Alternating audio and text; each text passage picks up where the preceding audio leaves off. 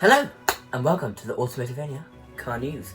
Now, this is the first in a series of Automotivania car newses. They should be released every Saturday, hopefully. Let me know what you think, if it's any good.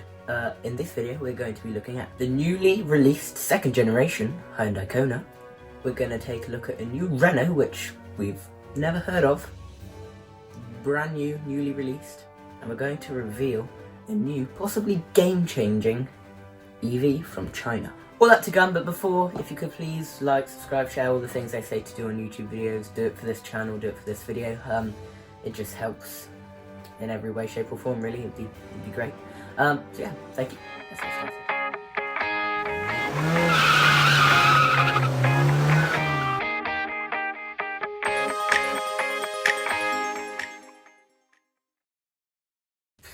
First up then, let's look at the new Hyundai Kona. Now, like all cars are nowadays, it's obviously bigger than its predecessor. It looks bigger as well. You can tell it's a bit bigger. It's starting to look a bit like a Santa Fe now, or a Tucson. It's definitely getting bigger. You can tell. It will be offered in four different trim levels,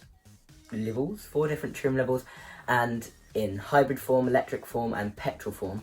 However, the full stats for the electric haven't been released yet, and they aren't to be until summer, so we're going to talk more about the petrol and the hybrid cars in this video. Now, technology throughout the Kona range is decent. That's from the £25,000 base spec Advance all the way to the £30,000 top spec Ultimate, and they all get a 12.6-inch display with lots of features, including Apple CarPlay and Android Auto, so you basically just have your phone in your car legally. Now, N-Line cars, N-Line S and Ultimate, they all have access to optional extras like special paints and packs, like a luxury pack which includes memory seats, upgraded seats, electric, sunroof, that sort of thing, and more, meaning a fully spec'd petrol or hybrid Kona could end up costing you upward of £36,000. A base spec Kona, however, as I did say, costs about £25,000, so there's a Kona for everyone. Now, I would recommend probably avoiding the base spec models if you really want quite a lot of these features and stuff, because they don't get as much. I'd opt for one of the higher two, the N-Line S, if you want something sporty and with features, or if you're not that interested in the sporty looks and stuff and you more want just the premium stuff, then you go for the Ultimate car. Now, those cars start from £29,995, so about £5,000, well, about £4,000 more than the base spec car.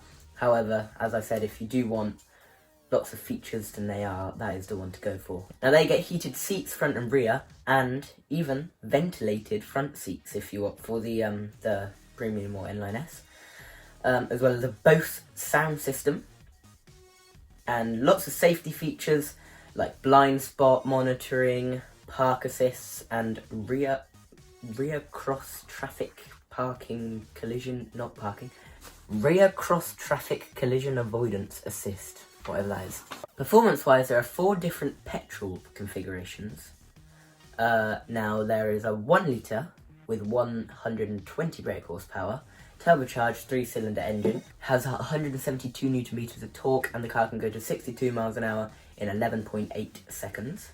And that one has a 6-speed manual transmission. Or you can get the same engine with a 7-speed dual-clutch automatic transmission, which decreases the 0-60 time by a tenth of a second, so 11.7 seconds, and ups the torque to 200 Newton meters. Or if that's not fast enough for you, you could opt for one of the 1.6 litre turbocharged 4-cylinder engines. These have 198 brake horsepower, and with the 6-speed manual transmission, it will get you to 62 in 8.7 seconds, or if you opt for the 7-speed auto, 7.8 seconds.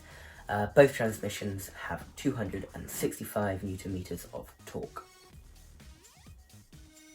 Or there's a hybrid which uses the 1.6 litre engine, not the exact same one as the petrol engine. When you have the electric motor and a small battery pack combined onto the engine, it puts out 141 brake horsepower, and it is mated to a 6-speed dual clutch. So that's all the engine configuration. And that is all the engine configurations. Looks wise, yeah, I prefer it to the old one, definitely. You can still tell it's a Kona from the shape and from the little lights on in the corners of both sides of the car.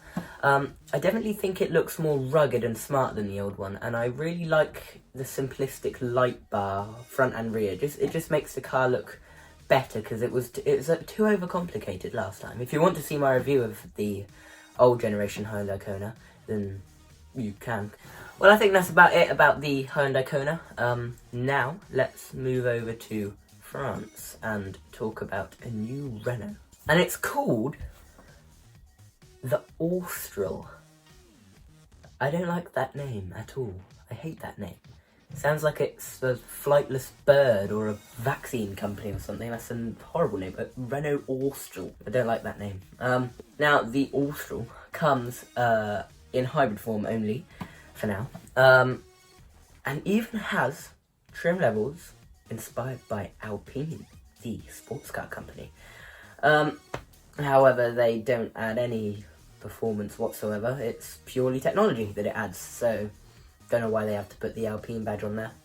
Don't know what it really does. On the subject of not adding power, the Austral comes with 200 brake horsepower, which is decent, and being a hybrid, they claim 60.1 miles per gallon, which is pretty good for a 200 brake horsepower car.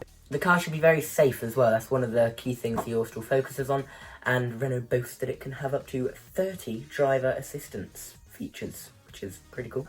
I think it looks alright, but to be honest, it just looks like every other Renault out there at the minute. It just looks like a big Megane. Not too fussed about it.